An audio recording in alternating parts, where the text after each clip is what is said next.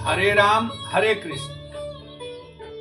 आज हम श्रीमद् वाल्मीकि रामायण के बाल कांड के 19वें सर्ग का यानी कि 19वें सर्ग का पाठ करेंगे।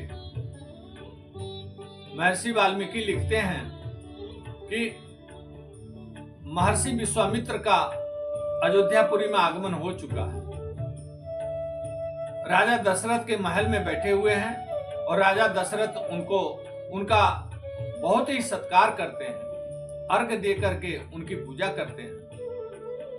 तत्पश्चात बहुत ही प्रसन्न होकर के राजा दशरथ महर्षि विश्वामित्र से कहते हैं कि हे महर्षि, आपके आने से मेरा यश बढ़ गया, मुझे बहुत ही प्रसन्नता हुई है। आपके आगमन से बड़ा सुख प्राप्त हुआ है। मुझे ठीक उसी प्रकार से सुख मिल रहा है जिस प्रकार से किसी राज्य में वर्षा न होने से जनता दुखी हो जाती है और बारिश होने से जनता पुनः सुख को प्राप्त करती है। ठीक उसी तरह से आपके आगमन से मुझे सुख मिला है। हे महर्षि, हे राजर्षि, आप राजर्षि थे और ब्रह्मर्षि भी बाद में ब्रह्मर्षि बने। मैं दोनों रूप में आपका सत्कार करता हूँ। बताइए आपका क्या मनोरथ है, क्या मनोरथ लेकर के आप मेरे अयोध्यापुरी में आए हैं, आप मेरे महल में आए हैं। आपका जो भी मनोरथ हो वो मैं पूरा करूंगा। आपके मन में जो भी कार्य का संकल्प हो मैं उसे अवश्य पूरा करूंगा। महर्षि विश्वामित्र कहते हैं कि हे रघुनंदन, हे ककुत्स्थ नंदन, आप ही इस तरह के वचन बोल सकते हैं। आप जैसा धर्मात्मा राजा ही इस वचन को बोल सकता है।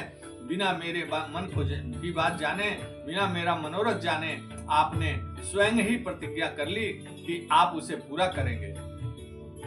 तो हे राजेंद्र, ध्यान से सुनो। मैंने एक अनुष्ठान का नियम मैंने निश्चित किया है और उस नियम के तहत अनुष्ठान मेरा चल रहा। लेकिन अनुष्ठान पूरा होने से पूर्व ही दो बड़े पराक्रमी राक्षस जो सुशिक्षित भी हैं और महापराक्रमी भी हैं, उन्होंने हमारे यज्ञ का विध्वंस कर दिया। यज्ञ पूर्ण होने से पहले ही उन्होंने हमारे यज्ञ वेदी में रक्त और मांस ला करके फेंक दिया है, जिससे हमारा यज्ञ जो है अधूरा रह गया। मुझे उस यज्ञ को अधूरा छोड़ करके आपके पास आना पड़ा। हे राजेंद्र, मैं चाहता हूं कि आप अपने ज्येष्ठ पुत्र श्री राम को मेरे साथ भेजिए। श्री राम ही ऐसे हैं जो उन दोनों राक्षसों का वध कर सकते हैं। और हे राजेंद्र, बात ध्यान से सुनिए कि श्री राम मेरे संरक्षण में पूर्ण रूप से सुरक्षित रहेंगे और इस कार्य को करने के पश्चात श्री राम का तीनों लोकों में ख्याति बढ़ेगी।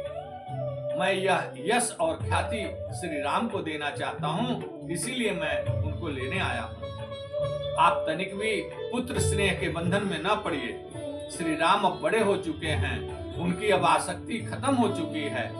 अब उन्हें आपको मेरे साथ भेजना चाहिए। यदि आप चाहें तो वशिष्ठ मुनि सहित आप अपने पूरे मंत्रिमंडल के मंत्रियों से भी आप अनुमति ले लें, उनसे सलाह कर लें, लेकिन आप उन्हें मेरे साथ अवश्य भेजें और यथाशीघ्र मेरे साथ भेजने का प्रबंध करें। यह यज्ञ जो है हमारा हमारा पूरा परिश्रम खत्म हो चुका है। जितना हमने यज्ञ के जितने दिनों में हमने यज्ञ किया वो संपूर्ण रूप से विफल हो चुका है। मुझे पुनः पूरी शुरुआत से अंत तक करना पड़ेगा। अतः आपको मेरे साथ श्री राम को 10 दिनों के लिए भेजना होगा। यह यज्ञ हमारा 10 दिनों का है, इसलिए श्री राम को 10 दिनों के लिए मेरे साथ भेजना होगा आपको। इतना सुनकर के महाराज दशरथ को बड़ा दुख होता है, भारी विषाद में पड़ जाते हैं और अंत में वो मूर्छित हो जाते हैं। मूर्छित होने के पश्चात थोड़ी देर बाद उनको होश आता है तो अपने सिंहासन पे अपने को देखते हैं और पुनः सिंहासन से विचलित हो जाते हैं और दोबारा वह मूर्छित होकर के अपने सिंहासन के पास गिर जाते हैं।